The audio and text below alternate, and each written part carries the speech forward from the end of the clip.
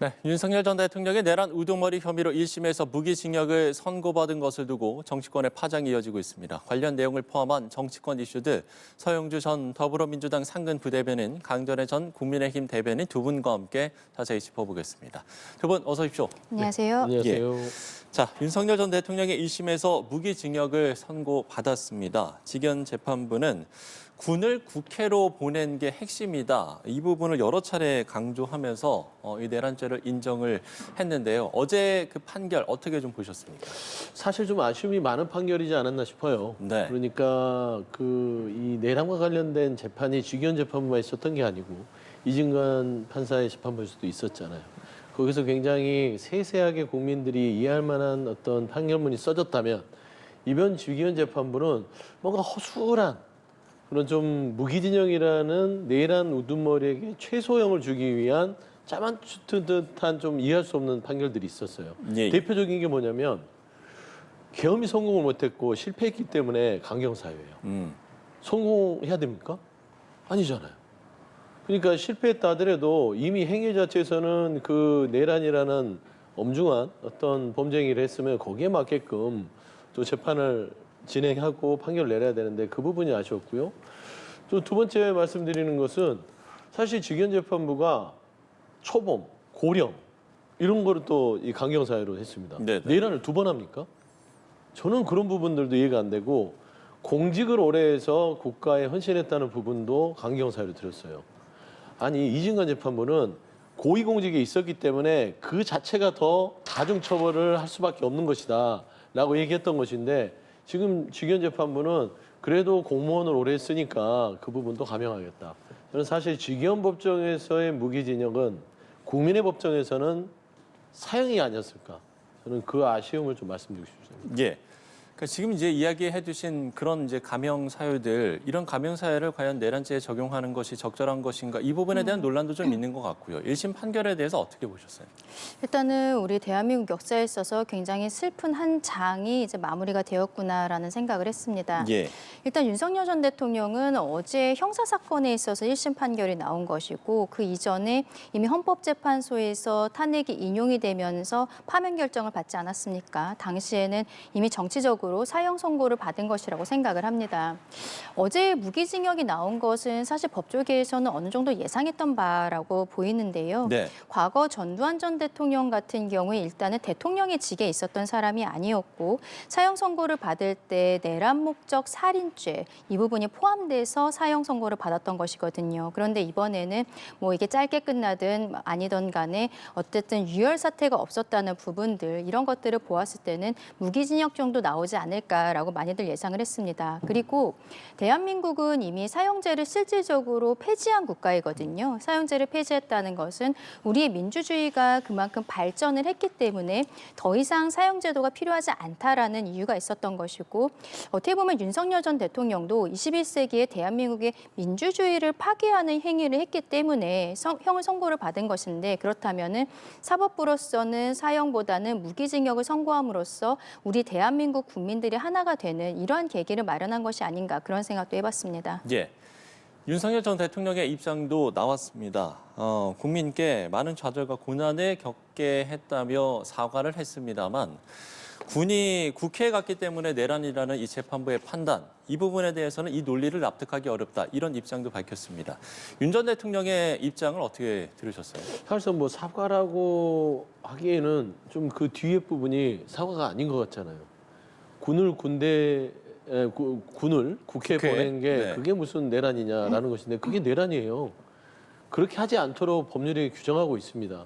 물론 이제 저는 이 직위원재판부의 판결에 국민들이 의아해하는 건 과연 이 비상계엄의 요건을 갖췄느냐에 대해서 설명이 없었어요. 계속해서 그냥 군을 국회에 보낸 게 이게 내란입니다. 핵심이다. 계속 그 핵심만 얘기하는데 그래도 판결문에 ABC라면 과연 이게 전시 사변에 준하는 비상 상태였는가?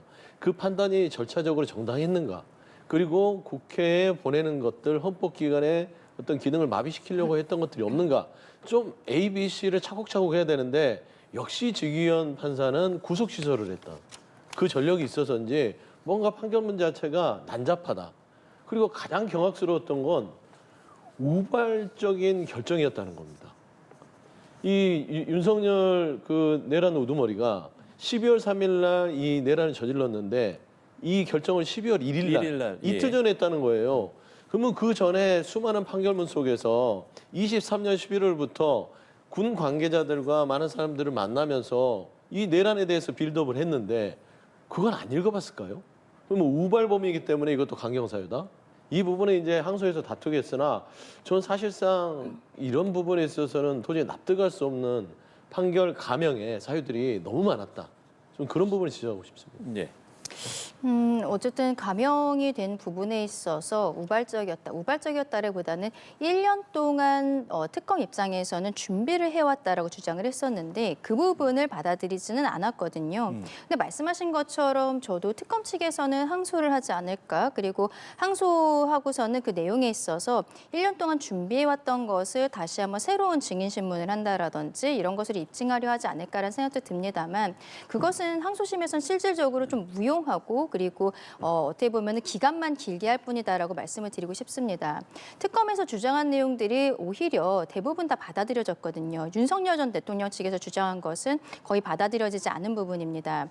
근데 1년 동안 준비를 했다라고 해서 이게 무기징역이었던 것이 특검이 구형했었던 사형으로 올라갈 정도인가? 그 부분은 약간 의문점이 있는 거죠. 예. 결국 특검이라는 것은 뒤에 민주당에서 법안으로 만들어낸 기관이기 때문에 민주당 정청래 대표가 지금 굉장히 분노하는 메시지들을 쏟아내고 있는 상황에서 특검은 항소를 할 수밖에 없겠고 그리고 항소심에서 이러한 부분을 주장할 것이라고 생각합니다만 저는 이거는 다시 말씀드리지만 무용한 절차가 되고 오히려 길이만 길어질 뿐이다라고 말씀드리고 싶습니다. 예. 다만 윤석열 전 대통령 측에서는 아마도 공수처의 수사권에 대해서 항소심에서 다시 한번 다투게 되지 않을까 싶어요. 왜냐하면 체포방해 혐의로도 5년형을 이미 지난달에 선고를 받았었거든요. 그때도 공수처의 수사권을 인정하는 법원의 판단이 나왔었는데 직위원 재판부와는 다른 재판부입니다. 바로 다음 날 윤석열 전 대통령의 변호인들이 기자회견을 통해서 공수처의 수사권이 내란죄에 있지 않은데 기존에 직권남용 권리행사 방해를 수사를 하다가 인지해서 내란죄로 넘어간 증거가 없다라는 주장을 하고 있었거든요. 그리고 어제 직위원 판사가 대략적으로 이야기를 하긴 했습니다만 그러한 증거에 대해서는 정확하게 언급을 하진 않았습니다. 예. 그렇다면은 윤석열 전 대통령은 오늘 메시지는 마치 항소를 포기할 것처럼 직접적인 메시지가 나오진 않았습니다만 변호인 측에서는 항소 포기는 아니다라고 이야기를 하고 있거든요. 네, 그렇죠. 윤 전 대통령의 메시지가 좀 혼란스러운 것은 사실이지만 아마도 변호인들이 항소를 통해서 이 부분을 다시 집중적으로 다루게 되지 않을까라고도 생각합니다. 예. 짧게 첨언하시겠습니다.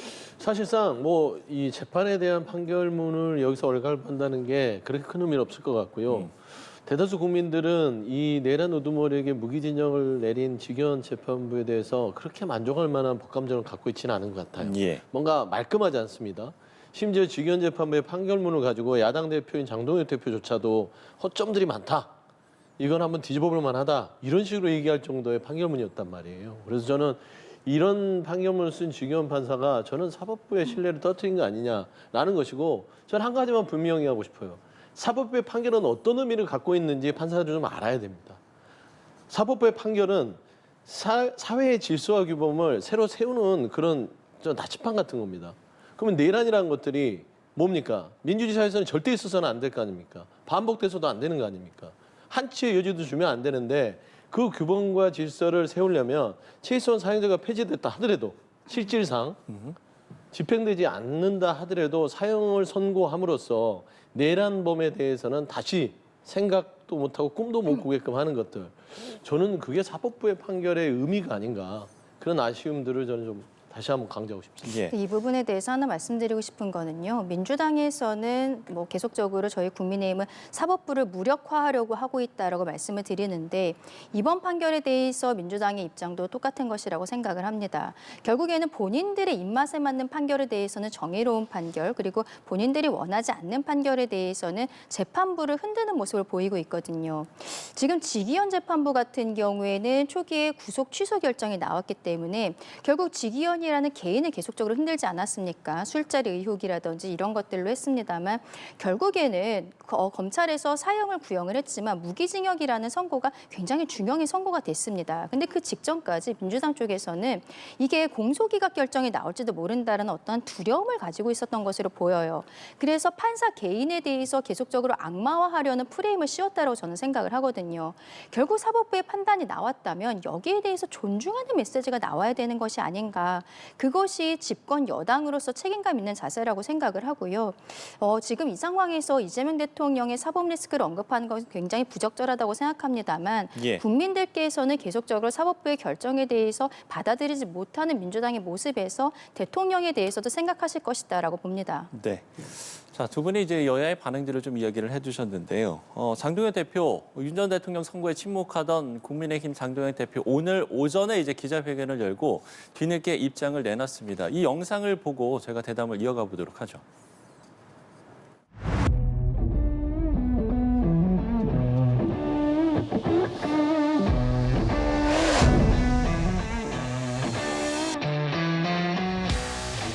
과거의 망령에 사로잡혀 있는 윤어게인 세력과 즉각 절연하십시오. 더 이상 모호한 입장으로 국민을 기만해서는 안 됩니다.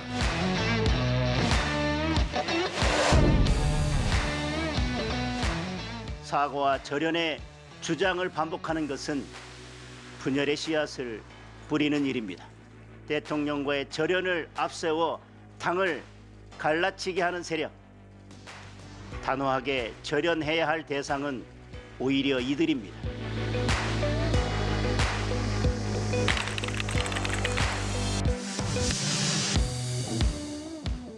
예, 관련 영상을 함께 보고 왔습니다. 사실 이 내란 1심 선고 이후에 장동혁 국민의힘 대표가 과연 어떤 입장을 내놓을 것인가 이 부분이 관심이었는데 지금 이제 영상에서 보신 것처럼 안타깝고 참담하다라고 이야기를 하면서도 아직 1심 판결이다 이런 이제 입장을 밝혔습니다. 어떻게 좀 들으셨어요? 그렇죠. 장동현 대표가 또 판사 출신이기도 하고 무죄 추정의 원칙이라는 것이 있다라는 언급도 하고 있는데요. 예. 저는 국민의힘 쪽에서 나오긴 했습니다만 좀 부적절한 발언이었다라고 생각을 합니다. 판사로서 법조인으로서 이 판결에 대해서 언급하는 것이 아니라 한 정당의 대표로서 지금 피고인을 대통령으로 배출한 정당의 대표로서 이야기를 하고 있는 것이기 때문에 1심 판결에 대한 존중의 메시지가 나와야 된다고 생각을 하고요. 그리고 예. 거기에 대해서 정무적 책임을 지는 메시지가 나왔어야 되는데 마치 여기에 대해서 법적인 부분만 언급하는 것처럼 이야기하는 것은 국민들께서 지금 국민의힘에게 장동현 대표에게 듣고 싶은 메시지는 전혀 아니라고 생각을 합니다. 장동현 대표가 전당대회에서 당선이 됐을 때 강성 지지층들 덕에 당선이 된 것도 사실입니다만 그 이후에 그래도 조금씩 변해가는 모습들을 보였었거든요. 비상계엄에 대해서 사과를 했습니다. 윤석열이라는 세 글자가 나오진 않았습니다만 그 이후에 박성훈 수석 대변인을 통해서 윤어게인 그리고 부정선거 세력과의 절연에 대해서 정확히 이야기를 했어요. 근데 그 다음에 장동혁 대표와 김민수 최고가 유튜버들과의 약간 설전 이런 것들을 통해서 국민들께서는 2월 19일에는 장동혁 대표가 분명히 메시지를 낸다고 이미 조선일보와의 인터뷰에서 이야기를 했으니까 완전히 전환된 메시지가 2월 19일경 나오겠구나라고 기대를 하셨던 겁니다. 네네. 그런데 어저께 바로 나오지도 않고 오늘 오전에 나온 메시지가 그동안에 돌아갔었던 모습을 다시 처음으로 돌린 것이 아닌가 싶어요. 굉장히 실망스럽다라고 말씀드릴 수밖에 없고요. 이것은 이번 지방선거를 넘어서서 저희 국민의힘이 보수정당으로서 국민들에게 자신감 있는 모습 보여드려야 된다고 생각하고 있거든요. 지금 여당이 폭주하는 모습을 막을 수 있는 것은 저희 국민의힘밖에 없다고 생각합니다. 그런데 무죄 추정의 원칙을 대통령에 대입을 해보면 저희 국민의힘이 대법원에서까지 유죄 취지 파기환송 나온 사람이 지금 대통령이 될 수 있느냐 이 이야기도 더 이상 할 수가 없는 거예요. 지금 장동현 대표가 이야기한 논리에 따르면 굉장히 부적절했다라고 생각하고 국민들께서 무엇을 원하시는지 깊이 있게 생각하셔야 된다라고 생각합니다. 예. 윤 전 대통령과의 절연을 요구하는 세력과 오히려 절연해야 한다 이렇게 입장을 밝히기도 했고요. 장동혁 대표의 입장 표명 어떻게 들으셨는지요? 일단 사실 어제 하루 동안 추이를 본 것 같아요. 네. 당내에서 이거를 절연을 하면 내 자리가 보존할 수 있을까? 이거 잘못하면 나 절연 선언을 했다가 쫓겨나는 거 아니야? 나의 지지 기반인 윤어게인이 떠나는 거 아니야? 저는 그런 부분들이 가장 고려된 메시지였다고 보고 세 가지입니다. 첫 번째는 윤석열은 무죄다예요. 그건 뭐냐면 본인 장동혁 지도부 지금 국민의힘 현 주소가 원산지는 윤어게인이다. 선언한 거예요. 다시 재확인했습니다. 전륜 이런 게 아니라 그냥 우리는 윤어게인의 당이야라고 선언한 거하고 똑같고요. 그러면 두 번째 뭐가 되냐면 선포자가 되는 거예요. 선거를 포기한 사람, 선포자. 수포자는 봤어도 정치인들 중에 선거를 포기한 사람 처음 봤어요. 어떤 정당이건 간에 혼란스러워도 선포자는 없습니다. 근데 오늘 장동혁 대표는 이번 지방선거는 포기했어. 라는 선언. 그 다음에 세 번째는 사실상 이 장동혁 대표가 저는 이제 전륜이 아니라 절장. 당내에서 이제 장동혁을 끌어내자라는 어떤 그런 막다른 골목에 다다를 수 있는 상황이 됐다. 사실 이거 가만히 두면요. 이 상태로 선거 칠 수 있겠어 하는 우려들이 많습니다. 사실 강전의 대변인처럼 어느 정도 국민들이 이해할 수 있는 수준의 사과였으면 그래도 진일보였다고 하는데 예. 이거는 윤어게인 선언이에요. 그러면 당내에서 이제 지방선거 100일도 안 남았는데 어떻게 선거를 치릅니까? 정치인들은 선거가 가장 중요한 이벤트인데 이거를 포기했다고 보는 것이고 제가 아침에 저도 이게 연관성은 없다고 보는데 고성국 씨 TV가 오늘 오전 라이브가 있었습니다. 거기에 썸네일이 뭐였냐? 윤석열은 무죄답니다. 저는 그 어떤 방송을 참고해서 오전 10시에 장동혁 대표가 윤석열의 무죄를 선언한 게 아닌가. 네, 그런 뭐 개인적인 개인적인 의견이- 추측도 하게 돼서 국민의힘은 이번에 선거에서는 거의 뭐 회생불능의 상태에 다다르지 않았나라는 좀 그런 개인적인 분석을 좀 내놓고 싶습니다. 예, 장동혁 대표의 입장 표명에 대한 두 분의 평가를 좀 들어봤습니다.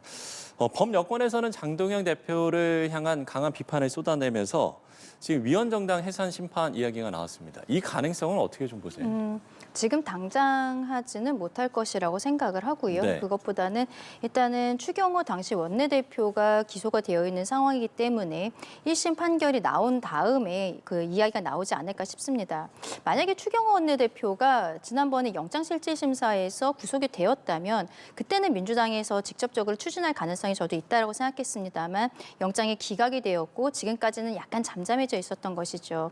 국민들께서 보시기에 속도가 좀 느리다라고 보실 수 있었겠습니다만 장동혁 대표도 앞서 제가 말씀드린 것처럼 조금씩 변화하는 메시지들이 나오고는 있었던 것이 사실이거든요. 그런데 오늘 오전의 메시지로서 민주당과 조국혁신당의 이러한 지적들에 대해서 어떻게 반응을 해야 될지 사실상 국민의힘으로서도 좀 혼란스러운 상황이 아닌가 싶습니다.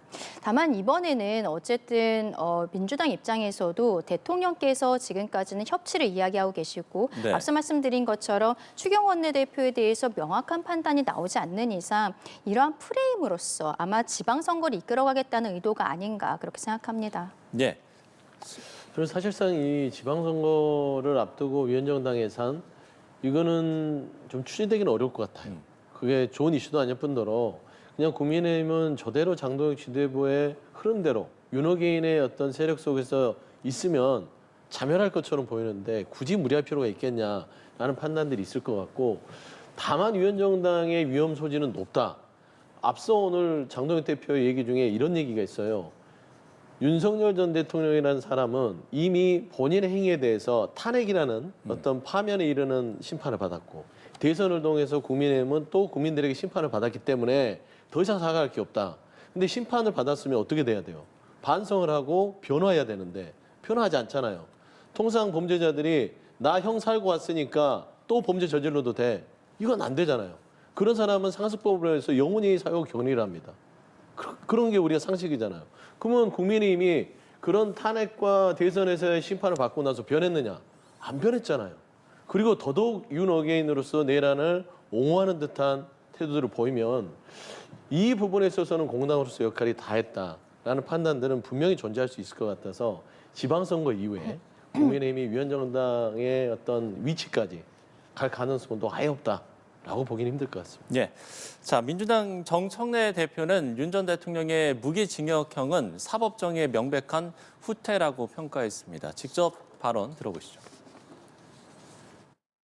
조이대 사법부를 이대로 둘 수 없습니다. 더불어민주당은 내란 전담부를 통해 국민과 역사의 눈높이에 맞는 진정한 단죄가 이루어질 수 있도록 혼신의 힘을 다하겠습니다. 사법부가 제2의 전두환, 제2의 윤석열이라는 반역의 불씨를 계속 남기는 일이 없도록 사법개혁안, 대법관 증원, 법외국지 신설, 재판소원제 도입 등 사법개혁을 확실하게 완수하겠습니다. 내란범에게는 사면을 제한하는 사면금지법도 신속하게 통과시키겠습니다.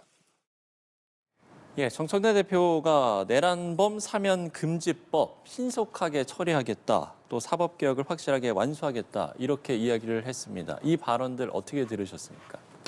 일단 내란범에 대해서 사면을 금지하는 법, 이거는 국민적인 법정서에도 맞을 것 같아요. 네. 예전에 전두환 노태우의 어떤 내란 사형 언도 이후 어떤 화합과 통합의 차원에서 당시에 이렇게 사면을 해줬던 거 아니겠습니까? 근데 과연 그게 옳았느냐라는 것들이 윤석열의 2024년 12월 3일의 그 내란, 다시는 일어날 거라고 생각했던 그 내란, 친일 쿠데타를 보고 나서 아, 이거는 어떤 화합의 대상은 내란범에 있어서는 안 되겠다. 이게 저는 많은 대다수의 국민들의 생각인 것 같아서 이걸 법령적으로 추진하는 거는 큰 의미도, 큰 어떤 반대 이야기가 있을 수는 없을 것 같고요. 네. 뭐 더러 어떤 분들은 뭐 헌법적으로 이 사면권에 대해서는 건들 수 없다고 하는데 그러니까 대통령의 이제 고유 권한이기 때문에. 대통령 네. 고유 권한이지만 헌법상 또 보면 79조 3항에 보면 사면과 복권 등에 관해서는 법률로 정한다라고 돼 있어요. 네네. 그러면 헌법은 큰 틀에서 사면은 그 대통령의 고유 권한이지만 사면과 복권이나 감형에 대한 것들은 법률에서 정한다라고 헌법상 돼 있기 때문에 이게 법률상으로 그 부분들을 제한한다 하더라도 크게 무리는 없는 상황이라서 이 부분은 뭐 이견을 가지고 다툴 문제는 아니다 그래 보입니다. 예. 근데 이거는 정무적인 판단이 들어가야 되는 문제인 것이지 법률 개정이라는 것은 결국 헌법의 테두리를 넘어선 것이다라고 생각을 하거든요. 말씀하신 것처럼 대통령의 권한으로서 사면권이 있는 것이고 이재명 대통령이 지난 8.15 특서로 조국 대표를 특사를 해줬을 때 그때도 결국에는 그 정치적인 부담은 이재명 대통령이 오롯이 지지 않았습니까? 조국 전 대표를 그때 사면을 할 때도 그 정도의 파장이 있었는데 만약에 저희 보수 정당에서 추후에 다시 정권을 잡고 윤석열 전 대통령이 지금 헌법재판소에서 파면 결정을 받은 것을 넘어서서 1심에서 형사적으로도 무기징역을 받은 사람을 사면해 준다는 것은 정치적으로 굉장한 부담감을 가질 수밖에 없는 것이죠. 그때의 정치적인 상황에 따라서 처리를 하면 되는 것이라고 생각을 하고 이것을 대통령의 고유 권한인 사면을 법률로서 제한을 하겠다라는 것은 다시 말씀드리지만 대한민국 헌법의 테두리를 넘어서는 것이거든요. 하지만 어떻게 보면은 국민들께서 이런 것을 원하시지 않느냐라고 이야기하는 부분에 대해서는 어느 정도 동의를 하는 부분들도 있습니다. 그렇지만 국민들께서 생각하시는 바가 모두 지금 법률로서 들어가야 된다라고 생각하지는 않거든요. 결국에는 이게 정무적으로 처리할 수 있는 것을 지금 민주당에서는 입법 만능주의 형태로 계속적으로 처리하는 것이 아닌가. 오히려 법 왜곡죄라든지 실질적으로 사심죄, 법관 증언 이런 형태로 이재명 대통령의 사법 리스크를 어떻게 보면 법적으로 해소하려고 하는 과정에 있어서 이 사건에 대해서도 사면법 개정을 넣으면서 국민들의 어떠한 환심을 사기 위한 시도가 아닌가 이런 생각까지 듭니다. 예.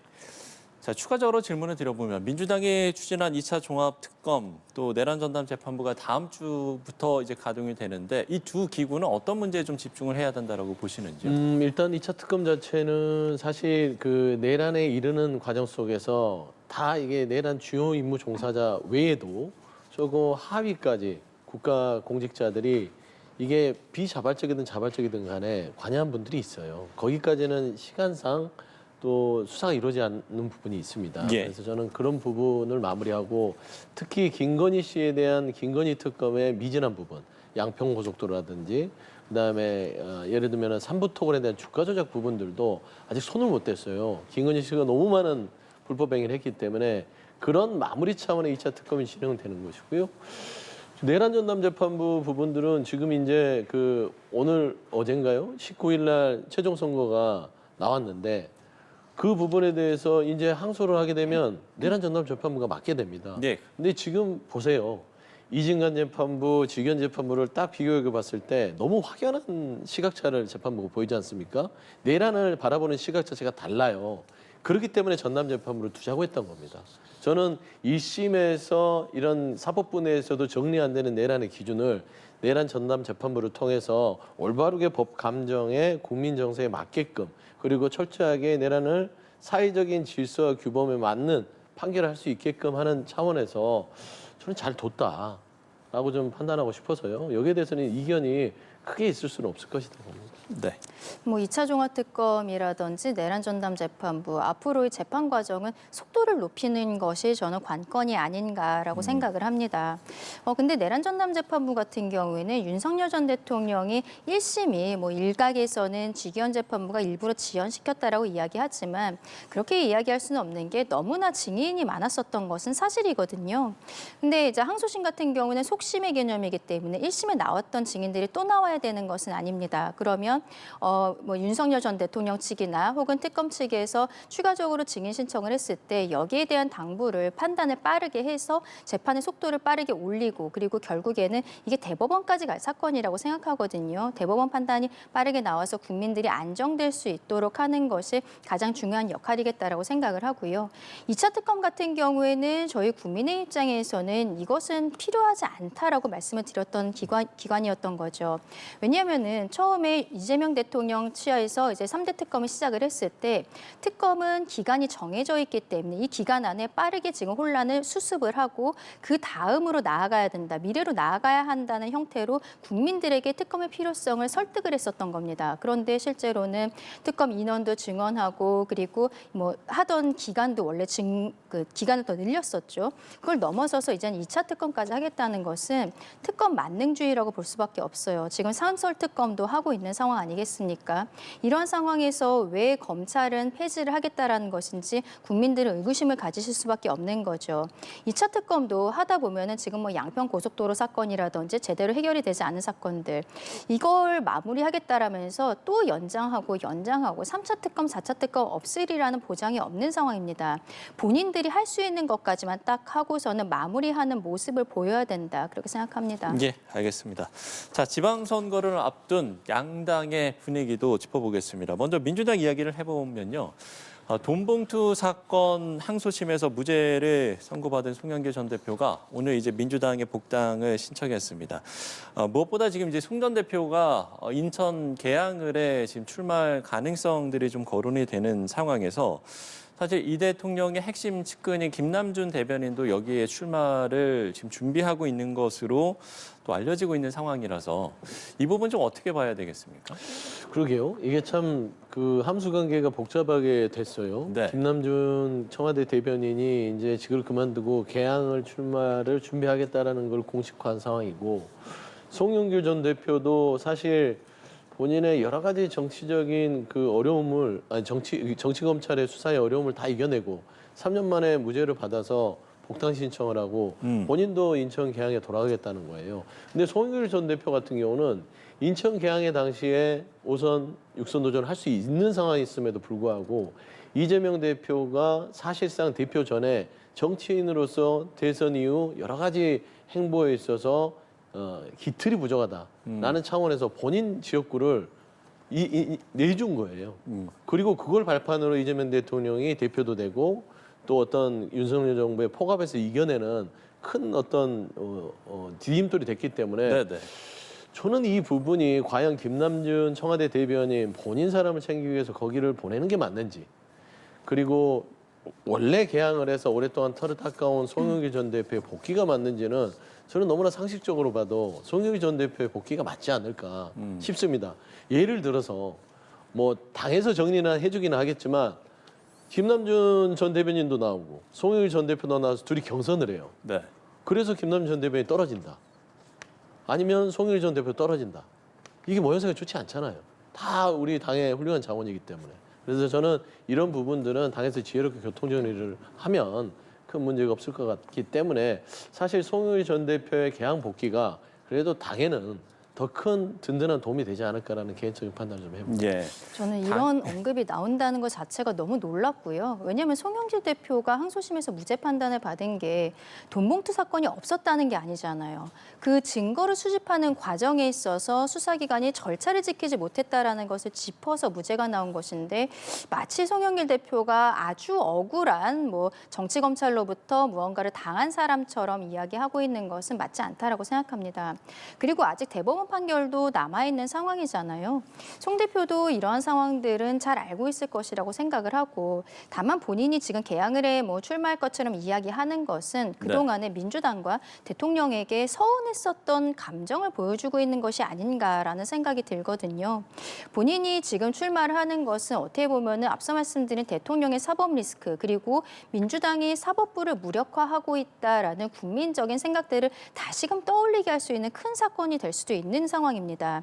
그럼에도 불구하고 이렇게 큰 정치인이 내 지역구였잖아. 내가 개항을 주고 나랑 관련도 없는 내가 서울시장에 나가서 한번 불살랐잖아. 이런 이야기를 지금 하고 있다는 것은 좀 부적절하다. 어쨌든 오랫동안 수감 생활을 하셨고 그리고 또 어려움이 있으셨던 것은 알겠습니다만 정치를 위해서 큰 어른으로서 본인이 지금은 좀 뒤로 빠져주셔야 되는 시기가 아닌가라고 생각합니다. 예. 자, 두 분의 이야기를 좀 들어봤습니다. 국민의힘 이야기로 넘어가 보죠. 국민의힘 지방선거 공관위가 오늘 첫 회의를 했습니다. 예, 지금도 이게 보시는 것처럼 좀 복장도 좀 눈에 띄는 것 같고요. 마치 이제 좀 군복을 연상시키는 그런 복장인 것 같기도 하고 판가리 공천이 돼야 한다라고 이야기를 했습니다. 네. 어떤 의미라고 좀 보세요? 어쨌든 저희 국민의 입장에서는 이번 지방선거 굉장히 어려운 상황이라는 것은 뭐 인정을 할 수밖에 없겠죠. 예. 윤석열 전 대통령에 대한 뭐 내란 우두머리 선고도 바로 어제 있었고 그리고 다른 사건들도 줄줄이 선고가 예정이 되어 있는 상황입니다. 2차 특검도 아마도 브리핑 등을 통해서 계속적으로 위헌정당 프레임을 저희 국민의힘이 씌울 가능성이 높다고 생각을 하거든요. 그렇다면 저희가 이번 지방선거에서 보여드리는 것은 쇄신하는 모습 그리고 새로운 모습 그리고 새로운 인물을 찾아내야 된다는 어떠한 임무가 있는 것이죠. 그리고 최근에 장동혁 대표도 서울시장 선거와 관련해서 뉴페이스가 나와서 경선을 통해서 흥행을 해야 된다라는 이야기를 했었거든요. 그것과 일맥상통한 말을 이정현 공관위원장이 한 것이 아닌가 싶습니다. 마지막에는 결국에는 이길 수 있는 후보로 가야 되는 것은 맞지만 그 과정에서 새로운 사람들이 들어와서 붐업을 할 수 있는 기회를 만들고 그 어떠한 분위기를 조성해야 된다는 것이죠. 근데 안타깝게도 오늘 오전 장동혁 대표의 메시지가 있었기 때문에 새로운 인물들, 우리 국민의힘을 붐업시킬 수 있는 사람이 과연 국민의힘으로 지금 들어오려고 할까? 그 부분이 오히려 의문이다라고 말씀드리고 싶습니다. 예, 상대 당의 이야기긴 합니다만 전망을 국민의힘이 점점 이상해지는 것 같아요.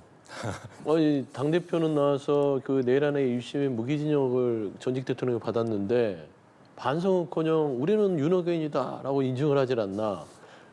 아니 공천을 담당하는 공천관리위원장은 군복을 입고 나와서 그것도 이 쿠데타를 연계시킬 수 있는 그런 좀 상징적인 군복을 입고 나온 게 이게 맞나?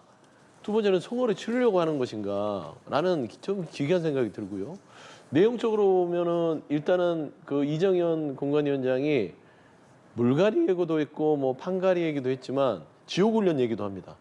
그러니까 지금 현직 단체장들한테 그대로 주지는 않을 것이다. 새로운 사람들을 끊임없이 추천을 해서 경쟁력을 갖겠다고 하는데 선거가 100일밖에 안 남았습니다. 지옥훈련하다 끝나요. 그래서 저는 사실상 이게 어떤 공천의 새로운 어떤 이미지를 국민한테 줌으로써 뭔가를 한다는 시도는 뭐 어느 정도 전략적으로 이해는 되나 과연 저런 군복을 입고 나타나서 판가리 얘기라는 것들이 과연 이 구성원들에게 통할까? 저는 행여나 오세훈 시장이 최근에 당의 쓴소리를 하고 장동혁 대표에게 사퇴를 얘기했기 때문에 그 어떤 특정인을 찍어내기 위한 판가리 공천에 대한 메시지가 아닌가라는 의심까지 들어서요. 물론 상대 당이니까 뭐 그렇게 제가 볼멘 소리를 할 수 없으나 민주당 입장에서는 굉장히 고마운 징조들이다. 그렇게 좀 판단할 수밖에 없습니다. 예, 알겠습니다. 자, 지금까지 서영두 전 더불어민주당 상근 부대변인, 강전애 전 국민의힘 대변인 두 분과 함께 이야기 나눠봤습니다. 오늘 말씀 고맙습니다. 감사합니다.